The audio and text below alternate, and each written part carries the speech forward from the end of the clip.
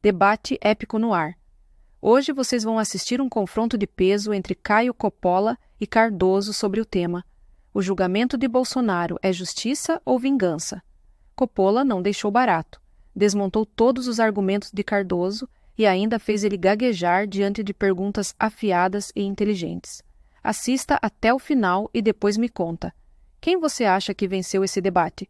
Vamos ao primeiro tema. O senador Hamilton Mourão, que foi vice-presidente de Jair Bolsonaro, classificou como uma vingança política o julgamento no Supremo Tribunal Federal do Núcleo 1 do plano de golpe. Na declaração publicada nas redes sociais, o senador afirmou que a quase certa condenação dos réus abrirá um precedente perigoso e pode enfraquecer ainda mais a democracia. Segundo Mourão, o processo não deve ser visto apenas sob a ótica jurídica. O senador ressaltou ainda a necessidade de pacificação nacional e pediu anistia. Vamos então ao debate. Equipe completa por aqui, muito bem-vindos. Cardoso, queria começar por você. O julgamento de Bolsonaro é vingança política ou justiça? Olá, Juliana. Olá, Caio. Eu fico pensando, ouvindo essas palavras do senador Mourão, no sentido de quem seriam os vingadores. Ou seja, ele passa a ideia de que há uma conspiração que tem por objetivo prejudicar Jair Bolsonaro e aqueles que praticaram a tentativa de golpe que culmina com os eventos do dia 8 de janeiro. Quem são os conspiradores? Quem são os vingadores? Bem, se dirá, Alexandre de Moraes é o principal. Bem, só que as decisões que ele toma são tomadas em conjunto com os outros pares da turma. Bom, então os vingadores são o Supremo Tribunal Federal. Mas a Polícia Federal é que fez a investigação e a Polícia Federal é um órgão autônomo, pertence ao Executivo e atua com absoluta independência funcional dentro deste campo, conforme todos nós reconhecemos. Então a Polícia Federal também seria um vingador. Então seria o Supremo e a Polícia Federal? Não, mas o Ministério Público, outro órgão autônomo independente, é quem endossou as investigações da Polícia Federal. Então fariam parte Supremo Tribunal Federal, Polícia Federal, Ministério Público. Bem, mas a maior parte dos juristas, embora discorde de um ponto aqui, uma decisão acolá, etc., entende que está mais do que provado o golpe. Ou seja, basta ver os jornais e nós vamos ver todos os juristas, salvo honrosas exceções, que entendem que está absolutamente provado. Então, os juristas participariam também dessa conspiração. Mas há um outro dado. Recentemente, uma pesquisa foi divulgada que 55% dos brasileiros foram favoráveis e opinam favoravelmente à prisão de Jair Bolsonaro domiciliar, como foi decretada pelo ministro Alexandre de Moraes. Então, o povo também faria parte dessa conspiração. Ou seja, Ministério Público, Polícia Federal, Supremo Tribunal Federal, juristas e povo, todos estariam tentando fazer uma vingança política. Quem é a vítima? Quem é a vítima dessa grande conspiração? Jair Bolsonaro e aqueles que o defendem. Francamente, essa história me lembra aquele soldado que, marchando em descompasso com o batalhão, se disse: "Você está marchando errado." Ele disse: "Não, quem está marchando errado é o batalhão." Ou seja, é evidente que todo mundo, a grande maioria, a insonoridade brasileira, entende que existe, que houve um golpe. E está provado nos autos, absolutamente indiscutível, tentativa de assassinato demonstrada, plano de assassinato demonstrado, reunião com generais demonstrado, um conjunto de situações que passa por delações e um conjunto de provas inafastáveis que mostram a existência do golpe. Tanto que, efetivamente, muitas das defesas não atacaram a existência do golpe processualmente, porque era impossível. Então, enquanto fazem o discurso político, não houve golpe, lá no processo dizendo: olha, meu cliente não participou, viu? Ou seja, não negam o golpe. Meu cliente não participou. Olha, tem uma nulidade processual aqui, tá? Isto realmente chega a ser espantoso. Ou seja, é tão claro, tão evidente, tão indicativo de que a verdade é una. Tentou-se um golpe de Estado que culminou com os eventos do dia 8 de janeiro, já pensado muito antes por Jair Bolsonaro, cuja história de vida já mostrava, desde que ele era deputado, muitos anos atrás, que ele dizia: basta eu assumir que nós vamos ter que mudar essa situação no país, porque o parlamento não resolve, nós temos que ter uma situação de autoritarismo evidente, como ele proclamava aos quatro ventos quando era Bolsonaro, quando defendia, quando era deputado, como também defendia torturadores. Ou seja, um homem que sempre defendeu uma coisa, fez esta coisa, há provas desta coisa, todos reconhecem isso, menos os que querem defender Jair Bolsonaro. Pode-se falar em vingança? Não. Isso é aplicação da lei. Isto é Estado de Direito. Coppola, bem-vindo de volta, boa noite. Julgamento de Bolsonaro é vingança política, como diz Hamilton Mourão, ou justiça? Olá, Juliano. Olá, doutor Zé Eduardo. Saudações à nossa audiência. Bom, em primeiro lugar, vamos conceituar o que é vingança e o que é justiça. Justiça, em sentido técnico, como bem disse meu estimado debatedor, é a aplicação objetiva e imparcial da lei. Já a vingança, ela é pessoal, ela é emocional. É um castigo ao outro motivado por sentimento de ódio, dor, humilhação. Em outras palavras, vingança é a justiça feita pelas próprias mãos em desacordo com a lei e, portanto, a vingança é uma injustiça. Feita essa distinção, retomemos aqui a questão em debate. O julgamento do ex-presidente Jair Bolsonaro e dos seus apoiadores é um exemplo de justiça ou uma manifestação de vingança? Eu entrego o veredito à nossa estimada audiência. É justo que o gabinete de um ministro do STF tenha conspirado para manter pessoas presas com base em opiniões políticas nas suas redes sociais? É justo que um juiz primeiro escolha quem deva ser investigado para depois procurar por algum crime? E é justo que, na ausência desse crime, esse juiz instrua os seus paus-mandados a usarem a sua criatividade? A propósito, é justo que um homem seja julgado pela suposta vítima dos seus crimes? E é justo que um homem sem cargo público seja julgado por um tribunal antes reservado apenas a autoridades? Caro espectador, é justo que um homem público seja julgado por antigos aliados do seu maior opositor? É justo ser julgado por um juiz que já te processou, um juiz que já te difamou e outro juiz que já declarou ter como objetivo a sua derrota? É justo que um homem seja julgado por apenas um tribunal, sem direito a apelar a outros órgãos da justiça? Aspas aqui para o senhor Alexandre de Moraes, segundo o jornal O Globo. O ministro disse que seus colegas do Supremo já revisaram mais de 700 decisões judiciais suas após os recursos das defesas. Você sabe quantas eu perdi? Questionou Moraes. Nenhuma. Vejam que interessante essa escolha de palavras do ministro Alexandre. Aparentemente, esse processo é uma questão de vitória ou derrota pessoal para ele. Outro ponto aqui que requer indagação. É justo que um homem seja impedido de falar e de ser ouvido antes mesmo de ser julgado? Parece justo que alguém que é tão atacado publicamente não tenha o direito de se defender publicamente? Aliás, é justo que apenas jornalistas, influenciadores, políticos da direita sejam excluídos das redes sociais e perseguidos judicialmente pelas suas opiniões? Aspas aqui por editorial da Folha de São Paulo. Censura promovida por Alexandre de Moraes tem que acabar. Puna-se o que houver de crime no que for dito, mas sem recorrer a um instrumento inconstitucional e autoritário da censura prévia. Fecha aspas. Vamos voltar aqui aos questionamentos. É justo que um homem idoso seja intimado num quarto de UTI horas depois de uma cirurgia de risco nas suas vísceras? É justo que partidários desse homem recebam penas maiores que homicidas e estupradores só por terem participado de uma baderna em prédios públicos? É justo que um aliado desse homem tenha sido preso por meses e torturado na cadeia, mesmo comprovando a sua inocência? E, finalmente, é justo que outro partidário desse mesmo homem, sem antecedentes criminais, tenha morrido sob custódia e sem julgamento, porque o Supremo ignorou os alertas da defesa e o pedido de soltura do Ministério Público? Responda no seu íntimo.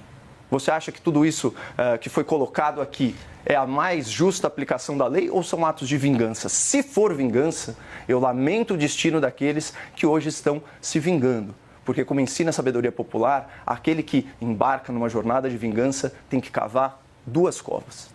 Vou trazer mais um ponto aqui para o nosso debate, porque assim como o senador Hamilton Mourão, o jornal norte-americano Washington Post defendeu que esse julgamento pode estabelecer um novo precedente.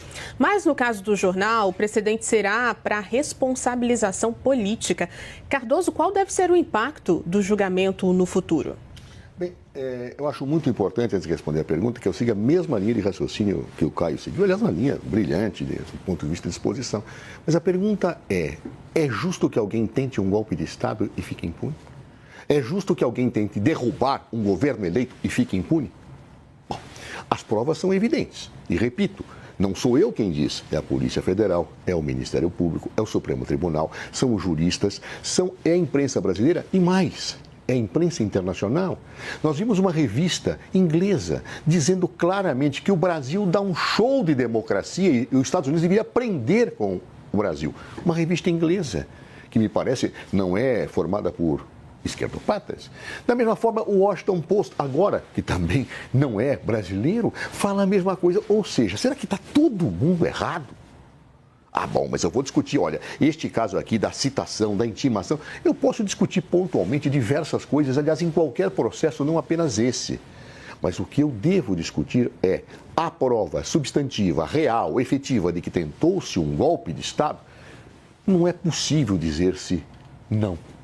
É sim, está claro, evidente. Mentiu a Polícia Federal, mentiu o Ministério Público, mentiram as testemunhas, mentiu o delator, todos mentiram, a imprensa mente, os juristas mentem, os jornais estrangeiros mentem. Não, não é possível. Então, portanto, acredito que o impacto desse julgamento, obviamente, haverá de ser analisado a posteriori, vamos aguardá-lo. Mas se ele for feito com base nas provas, nas evidências, no que está demonstrado, é impossível que Jair Bolsonaro e os réus que estão sendo processados não sejam condenados. A prova é evidente, é inconteste. O fato de eu discordar, olha, eu discordo que certo dia, de manhã cedo, Alexandre de Moraes tomou uma decisão. Veja, por favor. No direito, a gente sempre discorda de muitas coisas, os advogados em geral são frequentemente chamados a discordar de situações, mas o sério da questão aqui, do ponto de vista jurídico e político, houve tentativa de golpe de Estado? Houve tentativa de se derrubar um governo legitimamente eleito através do desacreditar da eleição? Sim! É todo um processo desenvolvido deliberadamente por Jair Bolsonaro, isso é inegável, e por aqueles que o seguiram. Não há como simplesmente tapar o sol com a peneira. Isso é de uma evidência total. Claro, esse julgamento, ele tem uma dimensão, sim, paradigmática. Paradigmática em relação ao futuro. Por quê?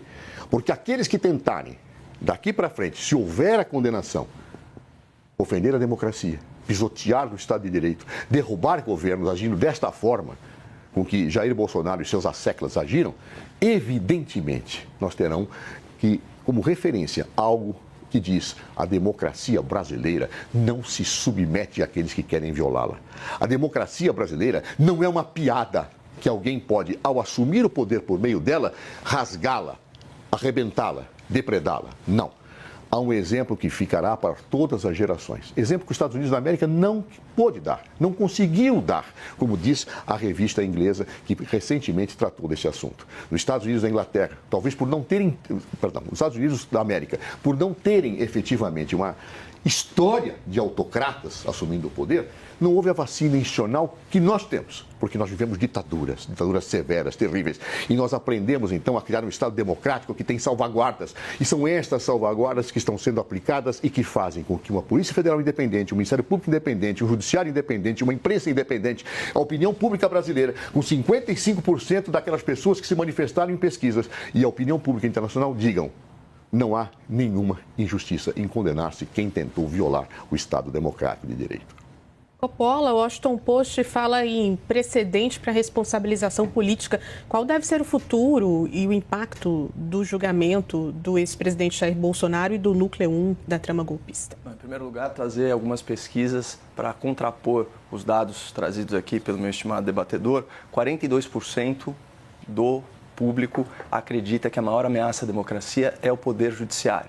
38% acredita que é o governo Lula. Esse é o primeiro ponto. 6 em cada 10 pessoas no Brasil hoje têm medo de expressar o que pensam, seja falando ou escrevendo e nas redes sociais. Também, de acordo com a consultoria Palver, 88% das mensagens virais apuradas em 100 mil grupos de Telegram e de WhatsApp dão conta que as pessoas reprovaram a prisão domiciliar, a decretação da prisão domiciliar do ex-presidente Bolsonaro. Quando vai para a mensagem orgânica, esse número cai um pouco, mas continua ainda 2/3 das mensagens. Ou seja, parece que há números para todos os lados e esse não é um argumento irrefutável. Finalmente, se o cerne da questão é se houve tentativa de golpe, nós precisamos recorrer ao direito penal e ao Código Penal, que estabelece de forma peremptória que tanto a tentativa de golpe de Estado quanto a tentativa de abolição violenta do Estado Democrático de Direito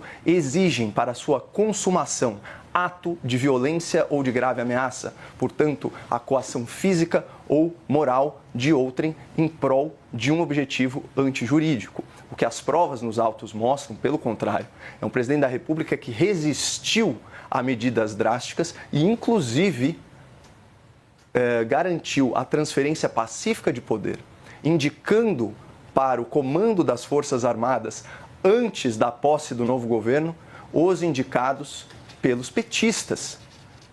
Não há fato mais claro da intenção de transição pacífica de poder. Finalmente, o direito penal brasileiro, ele não pune a cogitação nem os atos preparatórios, ele pune a tentativa, ou seja, quando a coisa é colocada em execução, o que não se verificou nesse caso. E de toda a brilhante argumentação do Dr. Zé Eduardo, me saltou aos olhos, aí porque fugiu, foi um ponto fora da curva, essa justificativa de que Jair Bolsonaro passou a vida inteira defendendo ditaduras e tal. Ora, nós já fomos governados por uma presidente que era uma terrorista de um grupo armado, revolucionário, que queria instaurar uma ditadura comunista no país. E da mesma forma, várias pessoas ligadas à esquerda, ao lulopetismo, que têm esse histórico.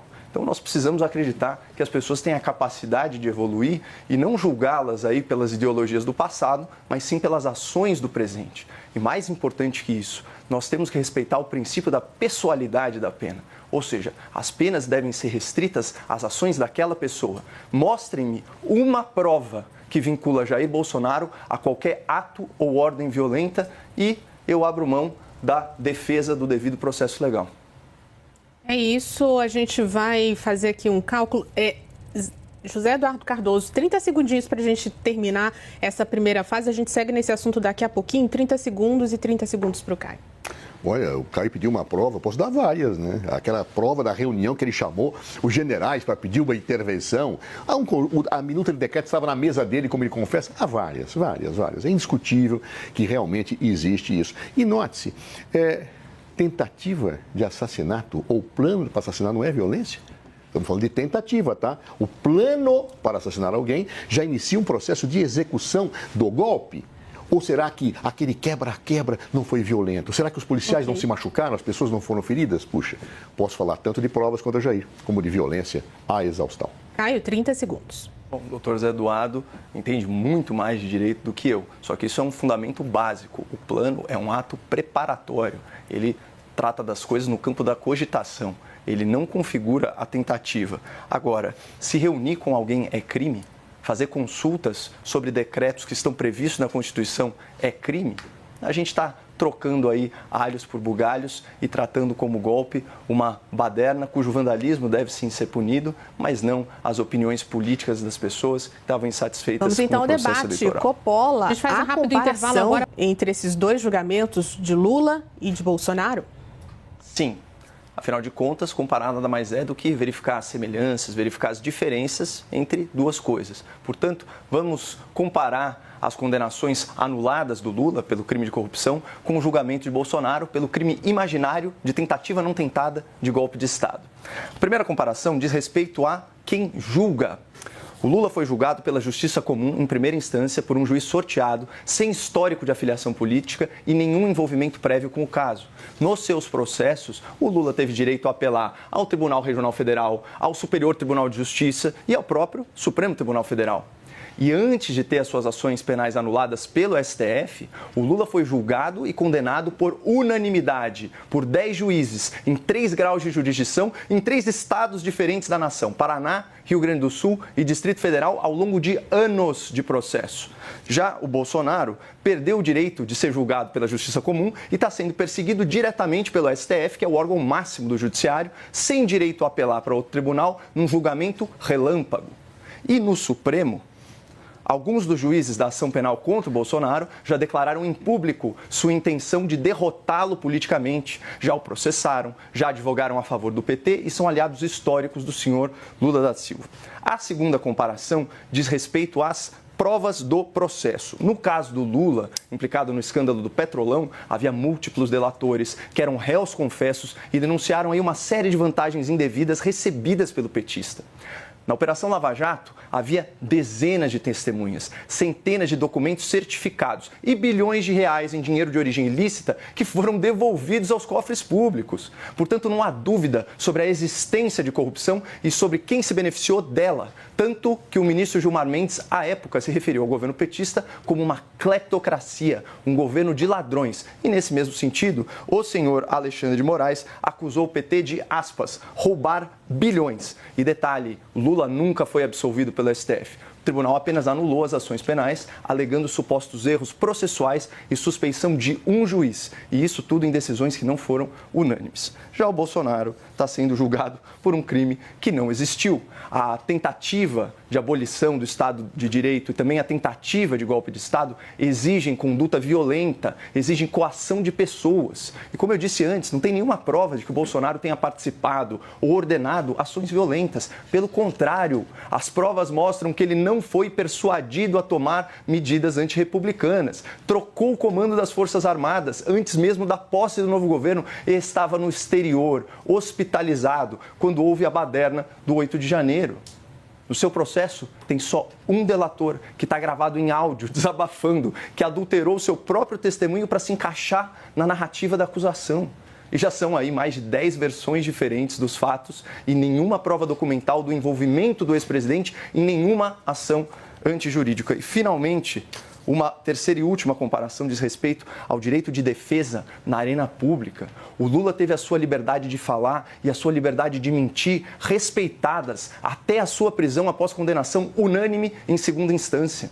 Ainda assim, o Lula manteve ativas as suas contas nas redes sociais e, do cárcere, participou da coordenação política da campanha eleitoral fracassada do PT em 2018. Já o Bolsonaro, eu já estou terminando, está em prisão domiciliar, sem direito a receber visitas não autorizadas pelo STF, impedido de usar o seu telefone celular e as suas redes sociais.